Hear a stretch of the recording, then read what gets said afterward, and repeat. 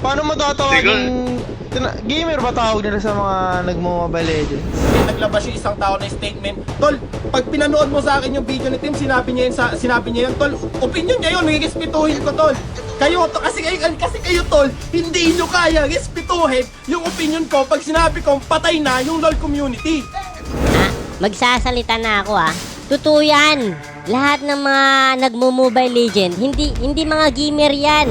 Okay, so yung sinasabi ni Teams, ang sinasabi niya na ganun na pag kung na-bad-hurt ka sa opinion niya, it's either manahimik ka na lang o magpapansinin yung tao. Saka mo ako angasan, Teams, pag nagbigay ka ng karangalan sa Pilipinas.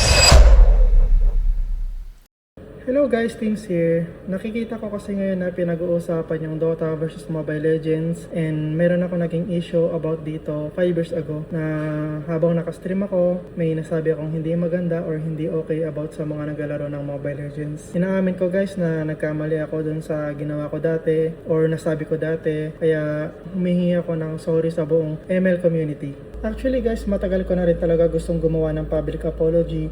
Kaso hindi ko alam kung paano ko siya sisimulan and natatakot din ako baka may masabi akong mali at mas lalong lumaki lang yung issue. Kaya nung nabuksan ulit yung topic na ito, ginrab ko na yung opportunity para humingi ng sorry sa buong ML community. Thank you guys and supportahan natin yung mga Filipino na nagko-compete sa iba't ibang tournaments. Kahit anong laro man yung nilalaro natin, we are all gamers guys.